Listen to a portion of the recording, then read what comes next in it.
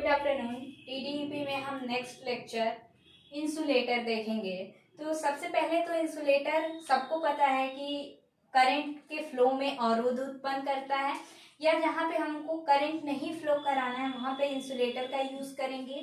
तो चूंकि हम ट्रांसमिशन पढ़ रहे हैं, ट्रांसमिशन में इंसुलेटर मोस्टली आपका ये एक तरह से टावर है, टावर आप पढ़ चुके हो। ये क्रॉस आर्म होता है, तो क्रॉस आर्म और टावर के क्रॉस आर्म और कंडक्टर के बीच, ये आपका कंडक्टर है, इसके बीच में जो इंसुलेशन प्रोवाइड करना होता है वो हम इंसुलेटर के थ्रू प्रोवाइड करते हैं। और इसी इंसुलेटर को हमें पढ़ना है कि ट्रांसमिशन लाइन में हम कितने टाइप के इंसुलेटर पढ़ते हैं।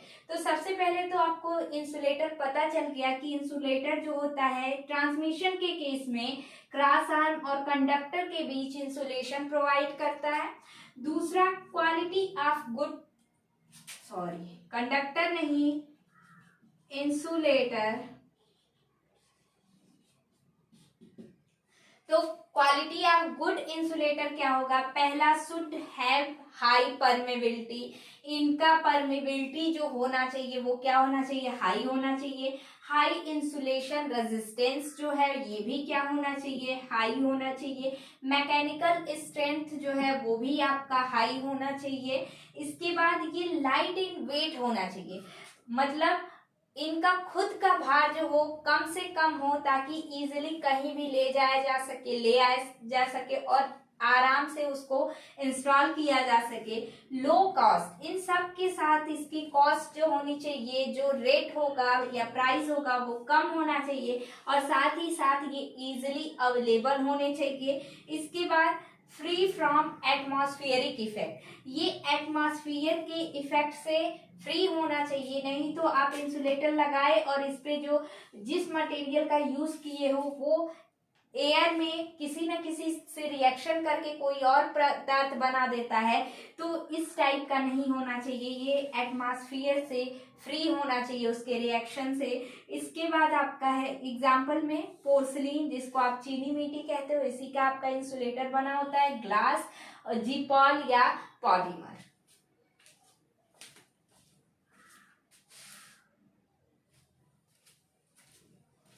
नेक्स्ट टॉपिक है टाइप ऑफ इंसुलेटर।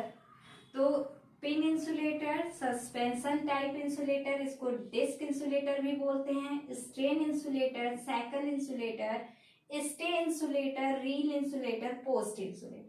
तो ये चार इंसुलेटर आपके मोस्ट इंपॉर्टेंट हैं जो कि आपको पढ़ने हैं, सैकल, स्ट्रेन, सस्पेंशन और पिन। इन तीनों को बस आप जान लीजिए होते क्या है। स्टे इंसुलेटर को एज इंसुलेटर भी बोलते हैं और रील इंसुलेटर को स्प्लिट इंसुलेटर भी बोलते हैं। तो स्टे इंसुलेटर आप अक्सर देखते होंगे जहां कहीं पे खंबे वगैरह लगे होते हैं, एक सिंगल खंभा ऐसे लगा है, यहाँ से एक वायर तिरछा जाता है एंगल में, इसी को हम क्या बोलते हैं? Stay insulator. जैसे कि पोल ट्रांसफार्मर है, ट्रांसफार्मर के सपोर्ट के लिए, ताकि ये किसी एक तरफ झुकाव न करे, इस पे हमने क्या किया है? ये स्टे इंसुलेटर लगा दिया है। तो स्टे इंसुलेटर का काम एक तरह से सपोर्ट देना है, जैसे ट्रांसफार्मर, पोल टाइप ट्रांसफार्मर हुआ, या जितने पोल हैं, टावर हैं, इनको। इसके बाद रील टाइप इंसुलेटर आप गांव वगैरह में देखते होंगे, अब पता नहीं दिखता है कि नहीं, ऐसे वायर है।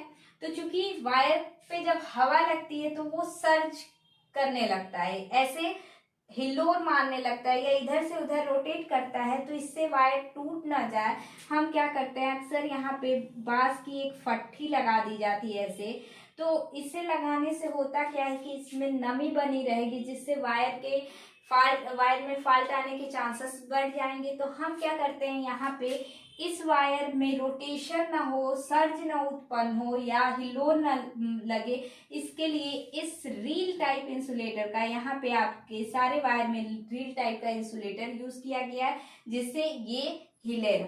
इसके बाद पोस्ट इंसुलेटर का काम क्या है? बेसिकली ये सपोर्ट देता है, जैसे ट्रांसफार्मर है, तो ट्रांसफार्मर, पोल टाइप ट्रांसफार्मर में जब हम अर्थिंग करते हैं तो अर्थिंग और इस बॉडी को कनेक्ट करने के लिए हम पोस्ट टाइप इंसुलेटर का यूज करते हैं। किसी चीज को सपोर्ट देने के लिए पोल टाइप इंसुलेटर का यूज करते हैं।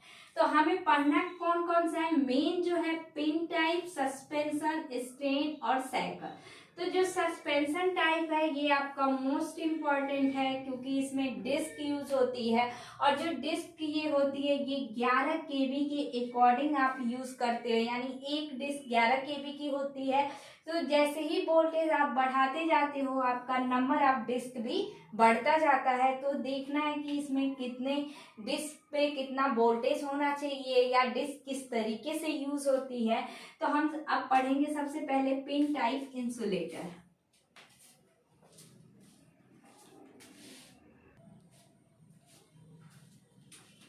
नेक्स्ट है पहला आपका पिन इंसुलेटर। तो जो पिन इंसुलेटर होता है वो क्रॉस आर्म के ऊपर लगाया जाता है और कंडक्टर के जस्ट नीचे, यानी क्रॉस आर्म और कंडक्टर के बीच में होता है। और इसका यूज जो है 11 से 33 kb तक की लाइनों में, स्ट्रेट लाइन में, सीधी लाइन जो जा रही होगी उसी में यूज होगा। कभी कभी 33 kb से ऊपर या हम 66 kb पर भी कर सकते हैं। बेसिकली यूज होता नहीं है। अगर मान लीजिए कहीं आपको जरूरत पड़ी कि नहीं हमें 66 kb पे पिन इंसुलेटर ही यूज करना है तो आप कर सकते हो। सेकेंड है स्ट्रेन इंसुलेटर। स्ट्रेन इंसुलेटर जो होता है वो मैकेनिकल स्ट्रेन प्रोवाइड करता है और इसका यूज मोस्टली जो होता है एंगल पे किया जाता है। एंगल मतलब कहीं से लाइन टर्न हो रही है, और दूसरा जहाँ पे मैकेनिकल स्ट्रेंथ ज्यादा चाहिए, जैसे पोल है आपका, तो स्टार्टिंग में और एंडिंग में बीच में सारे पोल्स हैं, तो स्टार्ट जहाँ पे हुआ यहाँ पे वायर को परफेक्ट कंट्रोल करना होगा, यानी यहाँ पे मैकेनिकल स्ट्रेंथ ज्यादा होगी, और जहाँ पे ये एंड होगा यानी खिंचाव बीच में होना चाहिए, बट ये स्ट्रेट लाइन है, यहाँ पे कोई एंगल वगैरह नहीं है।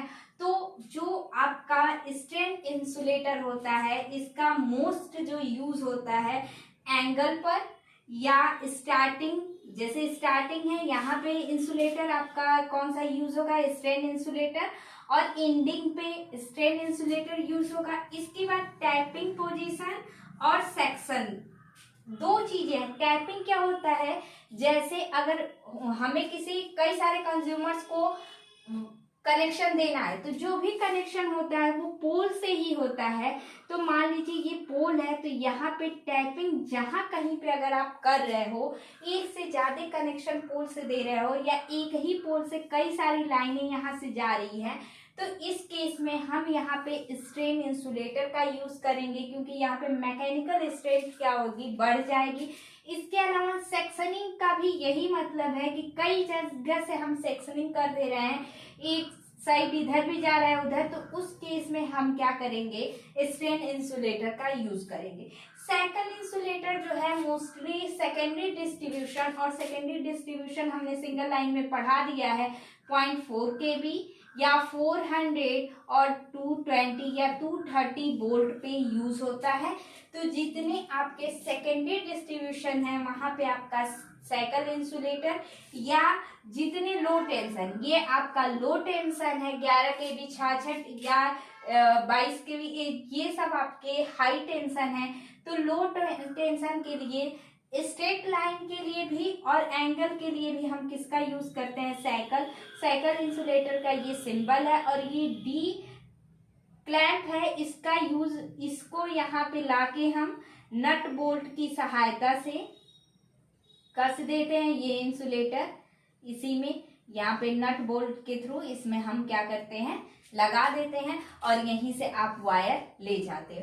तो ये आपका 3 टाइप के इंसुलेटर हो गए। नेक्स्ट जो है उसको आपका सस्पेंशन टाइप है, इसको हम डीप में पढ़ेंगे।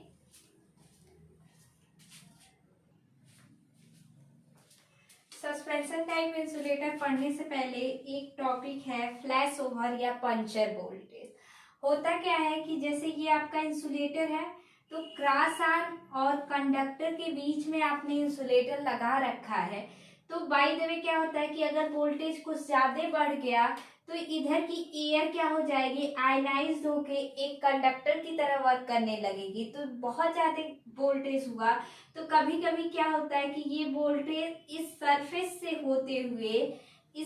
से होते हुए क्रॉस आर्म तक जाता है, यानी ये एज ए कंडक्टर वर्क करने लगा, तो इस कंडीशन में आपके इंसुलेटर के फेल होने के चांसेस बढ़ जाते हैं। तो इसको एक तरह से जिग-जैग मोशन वोल्टेज भी बोल सकते हैं, कि जो वोल्टेज फ्लैश ओवर में जो वोल्टेज आता है वो जिग-जैग मोशन में आता है, और ये इंसुलेटर के सरफेस से होते हुए क्रॉस आर्म तक जाता है। और पंचर के केस में ये वोल्टेज इंसुलेटर के बॉडी से होते हुए क्रॉस आर्म तक जाता है, और इस केस में आपका इंसुलेटर पूरी तरह से डैमेज हो जाता है या फेल हो जाता है। लेकिन पंचर के केस में आपका इंसुलेटर फेल नहीं होता, बच जाता है, और इसको फिर से वापस आप उसी तरीके से चला सकते हो। लेकिन पंचर के केस में जब ये वोल्टेज जो है वो आयनाइज्ड एयर या वोल्टेज कंडक्टर से होते हुए क्रॉस आर्म तक आता है, तो ये जो आपका इंसुलेटर है ये डैमेज हो जाता है, और इसको रिप्लेस करके दूसरा इंसुलेटर लगाना पड़ता है। और इसी के अकॉर्डिंग हमारे पास एक आता है सेफ्टी फैक्टर। सेफ्टी फैक्टर की डिफिनेशन होती है ratio between puncture voltage to flash over voltage.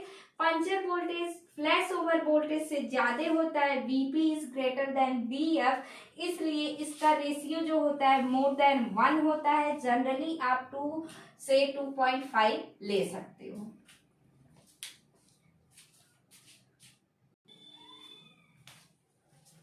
Next है सस्पेंशन टाइप इंसुलेटर। ये सिंबल है, जो डायग्राम है सस्पेंशन टाइप इंसुलेटर का, ये आपका इक्वल नहीं बनाया जाता है ताकि इसमें से पानी जो है कहीं पे भी रुके ना, गिर जाए। ये इसका इंटरनल क्रॉस सेक्शनल एरिया है, और ऐसे नॉर्मली आप देखोगे तो एक डिस्क की तरह आपको ये दिखेगा। तो ये आपका सस्पेंशन टाइप इंसुलेटर जो होता है यूज होता है एबव 11 kV, यानी 11 kV से ऊपर, क्योंकि अगर पिन टाइप इंसुलेटर को 11 kV से ऊपर यूज किया जाए तो वो इकोनॉमिकली परफेक्ट नहीं होगा, यानी वोल्टेज बढ़ने के साथ उसकी रेट या उसका जो प्राइस होगा, कॉस्ट जो होगा वो बढ़ता जाएगा, काफी ज्यादा बढ़ेगा। इस वजह से पिन टाइप इंसुलेटर 11 kV से ऊपर के लिए इकोनॉमी नहीं है, तो हम किसका यूज करते हैं, suspension type. Suspension type insulator होता क्या है कि कई सारी डिस्क होती हैं, और इन डिस्क को ही एक मेटालिक स्ट्रिप के थ्रू, लिंक जिसको बोलते हैं मेटालिक लिंक, उसके थ्रू हम क्या करते हैं, इसको कनेक्ट करते जाते हैं और एक स्ट्रिंग बना लेते हैं। यही आपका सस्पेंशन टाइप इंसुलेटर होता है या डिस्क इंसुलेटर होता है। अब ये एक डिस्क जो होती है वो 11 kV की होती है, तो जितने kV का लाइन आपको ले जाना है उतनी डिस्क आप यूज, जैसे 33 kV की लाइन आपको ले जानी है तो आप 3 डिस्क यूज कर सकते हो। ठीक है, तो इस तरीके से हम नंबर ऑफ डिस्क निकाल सकते हैं। अब ये सस्पेंशन टाइप इंसुलेटर कितने टाइप का होता है, तो ये 2 टाइप का, एक सस्पेंशन सेट जिसको नॉर्मल सेट भी बोल सकते हो, जहां कहीं स्ट्रेट लाइन आपको ले जानी है 33 kV से ऊपर, 11 kV से सॉरी, वहां पे सस्पेंशन टाइप इंसुलेटर यूज करेंगे।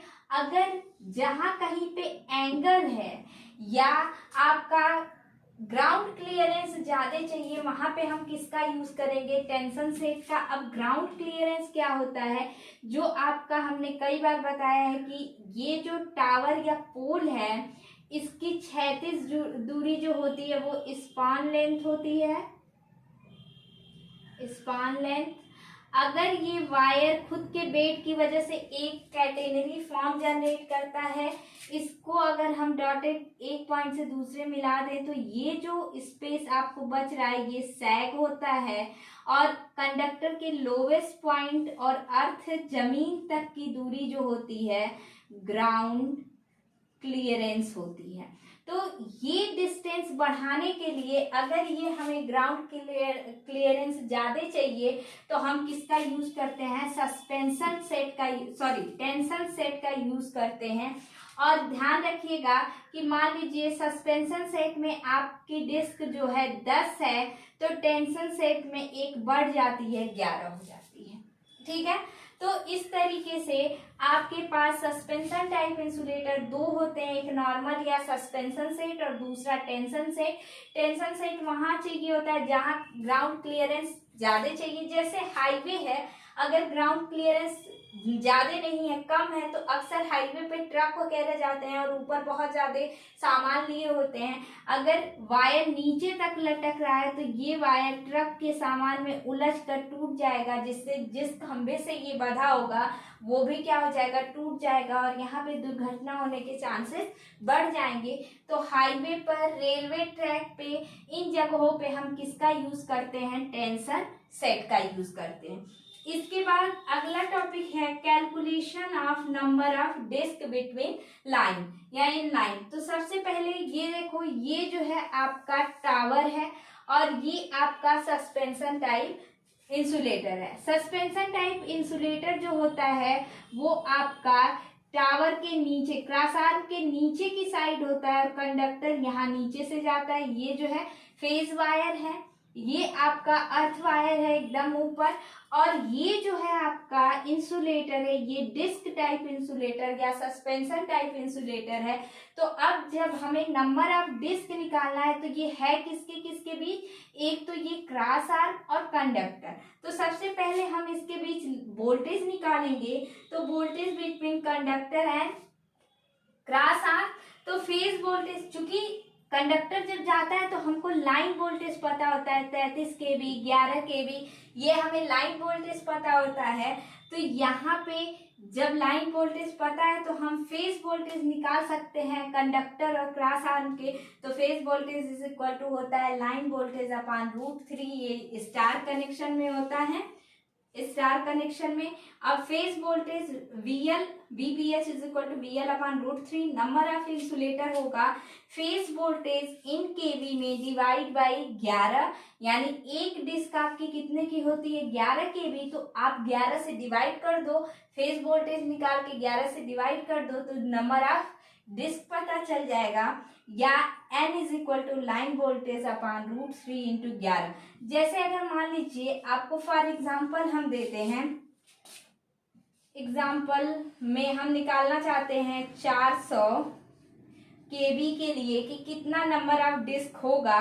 तो यहाँ पे आप N इज इक्वल टू लिख दीजिए 400 डिवाइड बाई √3 इंटू 11, तो ये आपका आ जाएगा 20.98 और ये लगभग आपका हो जाएगा 21, यानी 400 kV के लिए जो ये डिस्क यूज होगी वो कितनी, 21।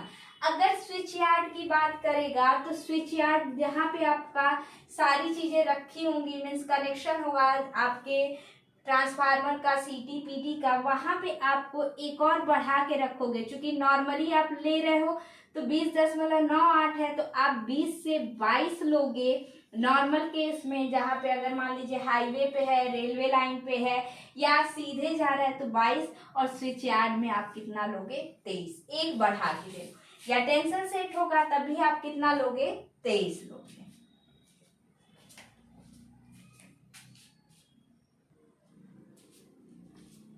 अगला टॉपिक है voltage distribution across the string. अब सबसे पहले स्ट्रिंग हमने बता दिया। स्ट्रिंग क्या होता है कि कई सारे डिस्क जो होते हैं वो मेटालिक लिंक के थ्रू एक दूसरे से कनेक्ट कर दिया जाता है। अब जो ये बना है यही क्या है, आपका स्ट्रिंग है। तो अब जो है, चूंकि आपका यहाँ पे क्या है, टावर का क्रॉस आर्म है, तो ये भी मेटल का है और इनके बीच भी मेटल है। तो चूंकि एक मेटल ये हो गया और यहाँ पे आपका इंसुलेटर है, तो ये एज ए कैपेसिटर बन जाता है। तो एक जो ये सी आपको दिख रहा है, ये इसकी वजह से दो मेटालिक लिंक और एक इंसुलेटर के थ्रू बना है, तो इसको हम बोलते हैं सेल्फ कैपेसिटर। इसके बाद ये जो इंसुलेटर है और टावर के बीच, यानी इंसुलेटर का जो मेटालिक पार्ट है, ये मेटालिक पार्ट और टावर बॉडी के बीच जो एयर की वजह से कैपेसिटर बन रहा है, वो कैपेसिटर आपका शंट कैपेसिटर, इसके पैरेलल में इसको CS से या कहीं कहीं बुक में C1 से दिखाया है। तो ये आपका शंट कैपेसिटर इसे बोलते हैं। C ग्रेटर देन CS होता है और K जो होता है एक फैक्टर होता है, जो K is equal to ratio between CS upon C। CS बड़ा है और C छोटा है तो ये रेशियो आपका 1 से कम आएगा, या CS is equal to K into C होता है। अब जो है आपका ये तो है आपके लिए कि हम कैसे निकालेंगे या कैसे वोल्टेज को डिस्ट्रीब्यूट करेंगे। तो यहाँ पे सबसे पहले ये जानो कि अगर कोई रेजिस्टेंस हम लेते हैं तो रेजिस्टेंस का 2 सिरा होता है, उसी तरीके से सेम एज कैपेसिटर के भी 2 सिरे हैं। रेजिस्टेंस में आपका यहाँ R होता है, करंट I फ्लो होती है, ये C है, यहाँ पे करंट I फ्लो होगी। इनके अक्रॉस वोल्टेज VR कर सकते हो और इसके अक्रॉस वोल्टेज VC कर सकते हो। तो जिस तरीके से इसमें फ्लो होने वाली current I is equal to VR divide by R होता है, उसी तरीके से कैपेसिटर में फ्लो होने वाली current I is equal to VC divide by C नहीं XC होता है। XC जो होता है आपका प्रतिघात रिएक्टेंस होता है जो ओम में होता है। तो VC चूंकि XC is equal to 1 divide by 2 pi FC होता है, तो यहाँ आप लिख सकते हो 1 divide by 2 pi FC। FC ऊपर जाएगा तो VC इंटू 2 पाई FC। अब यहाँ से VC को VC is equal to V आप कर लो तो ये हो जाएगा 2 pi F into C into V। इसको हम ओमेगा बोलते हैं, omega into C into V। ये आपका एक फार्मूला मिल गया ओमेगा। अब यहाँ से देखो 2 पाई F कांस्टेंट है, साथ ही साथ कैपेसिटी भी कांस्टेंट होगी, तो V जो होगा चेंज होता रहेगा। तो ये आपका एक टावर है, टावर पे मान लीजिए 4 आपके कैपेसिटर फॉर्म हुए, इसके पैरेलल में आपके शंट कैपेसिटर फॉर्म हुए, और वोल्टेज होता क्या है कि कंडक्टर के पास जो आपका इंसुलेटर डिस्क होता है उसका वोल्टेज बहुत ज्यादा होता है, इसके बाद कम, उससे कम, फिर इससे कम, ये इक्वली नहीं आपके वोल्टेज कैरी करते हैं। तो अब इसको हम देखेंगे कि V1 वोल्टेज क्या आ रहा है, V2 वोल्टेज क्या आ रहा है, V3 वोल्टेज क्या आ रहा है और V4 वोल्टेज क्या आ रहा है। तो इसके लिए हमें KCL लगाना होगा। KCL के लिए अब चूंकि ये V1 है तो यहाँ I1 कैपिटल, यहाँ पे I2 कैपिटल में, यहाँ पे I3 कैपिटल में और यहाँ पे I4 हमने मान लिया। इसके इधर small I4, small I3, small I2, sorry यहाँ पे स्मॉल I3 होगा, I3 इधर गया, इधर यहाँ पे 2 और यहाँ पे 1। अब अगर ये नोड 1 है, ये नोड 2 है, ये नोड 3 और ये 4 को हमें लेना नहीं है, नोड 3 था। तो एट नोड 1 तो हमको क्या मिलेगा, करंट I2 ऊपर की तरफ जा रही, यहाँ भी I2 ही तो होगा, तो I2 is equal to I1 plus small I2 की वैल्यू क्या होगी, सेम इसी से कंपैरिजन करिए तो कैपेसिटर में करंट फ्लो हो रही है, तो I यहाँ पे है, I2 करेंगे तो I2 के लिए हो जाएगा omega C V2 is equal to I1 के लिए omega C V1 plus small I के लिए भी सेम होगा, बट स्मॉल I के लिए C S हो जाएगा, तो ओमेगा C S V1। यहाँ से omega C V2 is equal to omega C V1। CS को हम क्या लिख सकते हैं, KC, तो यहाँ से हो जाएगा plus omega KC V1। Omega C V1 हम कॉमन ले सकते हैं, omega C V2 is equal to omega C V1 common लेंगे तो 1 प्लस K। अब यहाँ से आप ओमेगा C से ओमेगा C कैंसिल करिए तो V2 is equal to V1 1 plus K, या इसको लिख सकते हो V2 is equal to V1 plus K V1। ये आपका V2 मिल गया।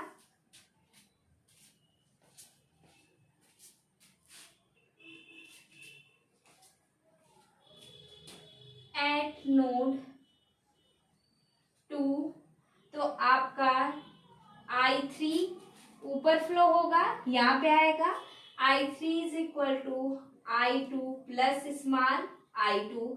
यहाँ पे I3 की value omega C V3, I2 के लिए omega C V2, but C2 के लिए सॉरी स्मॉल I2, ये जो है आपका स्मॉल I2। अब यहाँ पे क्या है, चूंकि यहाँ पे अगर कोई कैपेसिटर होता तो कुछ ना कुछ ड्रॉपेज यहाँ होता तो हम उसके अकॉर्डिंग वोल्टेज लेते, लेकिन यहाँ कुछ नहीं है तो ये पॉइंट सीधे आपका यहाँ पे जाएगा, इस पॉइंट में कोई लॉस नहीं हो रहा है। तो आपका CS यानी I2 के क्रॉस जो वोल्टेज होगा V1 प्लस V2, तो omega CS V1 plus V2 दो वोल्टेज हमको मिलेंगे। तो ये यहाँ से omega C V3 is equal to omega CS को C लिख सकते हैं, तो ओमेगा C अगर कॉमन ले लेंगे तो हमारे पास क्या मिलेगा V2 प्लस यहाँ से K बचेगा K V1 plus K V2। अब इसको हम लिख सकते हैं omega C V2 omega C V2 plus omega C K V1 plus omega C K V2। ये हो जाएगा आपका ओमेगा C से ओमेगा C कैंसिल कर दीजिए, सॉरी ये लाइन फालतू में लिख रहा है, ये ओमेगा C से ओमेगा C कैंसिल, तो V3 is equal to V2 plus K V1 plus K V2। V2 की वैल्यू रख दीजिए, यहाँ से अगर V2 कॉमन ले लेंगे तो 1 plus K V2 plus K V1, यहाँ पे वैल्यू रख दीजिए 1 प्लस K V2 की वैल्यू हम क्या निकाले हैं V1 प्लस K V1 या 1 plus K V1 plus K V1 हो जाएगा। यहाँ से इन दोनों का अगर मल्टीप्लाई करेंगे तो ये आएगा 1 plus K square plus 2K और ब्रैकेट में V1 प्लस K V1, यहाँ से मल्टीप्लाई करिए तो ये हो जाएगा V1 K square V1 plus 2K V1 plus K V1, value आएगी K square V1 plus 3K V1 plus V1। यानी अगर K कॉमन ले लेंगे या V1 कॉमन ले लीजिए तो आएगा K square plus 3K plus 1 V1। ये V3 की वैल्यू या V3 की वैल्यू आप लिख दीजिए 1 plus 3K plus K square V1। ये V3 की वैल्यू आ गई। अब V4 की वैल्यू निकालेंगे तो हमें क्या करना होगा, देख लीजिए, नोट कर लीजिए इसको।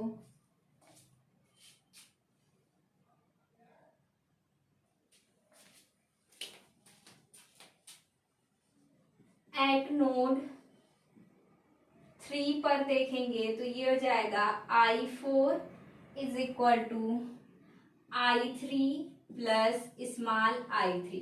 इसके लिए omega CV4 is equal to omega CV3 plus omega CS और वोल्टेज इन तीनों के क्रॉस तो V1 plus V2 plus V3। यहाँ पे ओमेगा C कॉमन लेंगे तो V4 is equal to V3 plus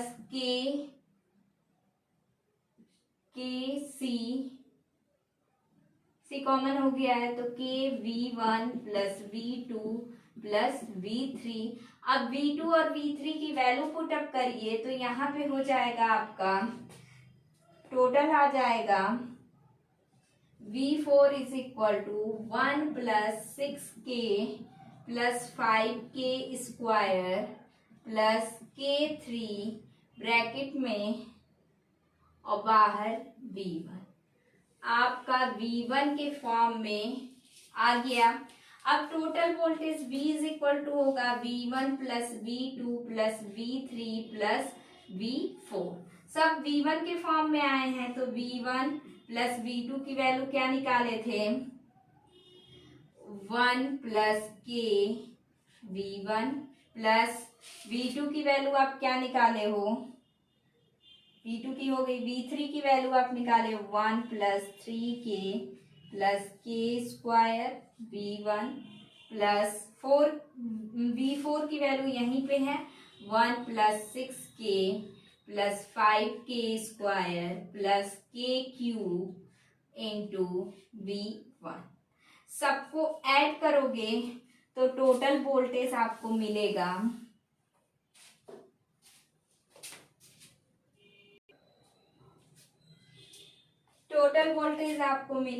V is equal to 4 plus 10K plus 6K square plus K3 V1। यहाँ से V1 is equal to V divide by 4 plus 10K plus 6K square plus K3।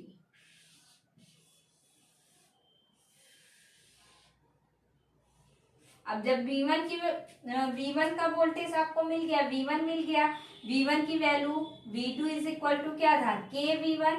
K की value आपको पता ही होगी, C कितना है, CS और divide by C करेंगे तो एक वैल्यू आपको 1 से 0.1 या 0.2 मिल जाएगी।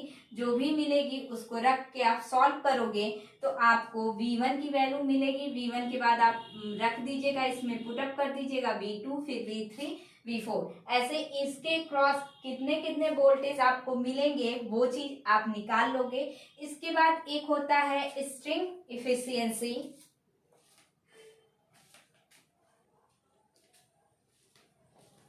स्ट्रिंग इफिशियंसी इसको NS से डिनोट करते हैं और ये होता है total voltage across the string divide by number of insulator into voltage across the insulator nearest to conductor. यानी जैसे इसमें अगर देखा जाए तो आपका इंसुलेटर 4 लगा हुआ है, तो सबसे पहले तो टोटल वोल्टेज अक्रॉस स्ट्रिंग, जैसे हमने बताया कि कई सारे डिस्क को ऐसे कनेक्ट करके विथ मेटालिक लिंक हम क्या बनाते हैं, एक स्ट्रिंग बनाते हैं। तो इसका टोटल वोल्टेज जो है आपका B दिख रहा है, तो total voltage across string B है। नंबर ऑफ इंसुलेटर 4 अगर है तो 4 इंटू 3 होगा तो 3, 2 है तो 2 इंटू आपका voltage across the nearest conductor. चूंकि कंडक्टर नीचे की तरफ है तो इसके नजदीक जो वोल्टेज है V4 इंटू V4, तो ये आपका हो जाएगा स्ट्रिंग इफिशियंसी इंटू 100। ये आपका स्ट्रिंग इफिशियंसी। इस तरीके से आप स्ट्रिंग इफिशियंसी निकाल सकते हो। वन डे एग्जाम में आपको अक्सर पूछता है कि स्ट्रिंग इफिशियंसी आप इंसुलेटर का बताइए, नंबर ऑफ इंसुलेटर इतना है और नियरेस्ट कंडक्टर डिवाइड कर देगा वोल्टेज को। आपको ध्यान देना होगा कि कंडक्टर कहाँ है। अगर कंडक्टर ऊपर की तरफ है, V1 V2 ऐसे है, तो V1 जो होगा नियरेस्ट कंडक्टर का आपका इंसुलेटर का वोल्टेज होगा।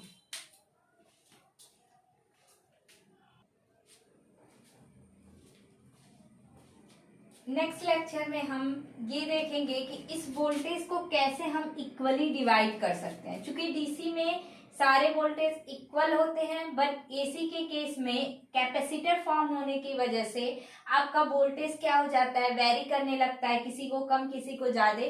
तो नेक्स्ट लेक्चर में हम ये देखेंगे कि किन किन मेथड के थ्रू हम वोल्टेज को इक्वली डिवाइड कर सकते हैं। आज के लेक्चर में यहीं तक है, तो वीडियो को ज़्यादा से ज़्यादा शेयर करिए, लाइक करिए, सब्सक्राइब करिए और नोटिफिकेशन को ऑन रखिए, जिससे आपको जितने लेक्चर हम अपलोड करते रहेंगे आपको तुरंत मिलता रहेगा। तो थैंक यू।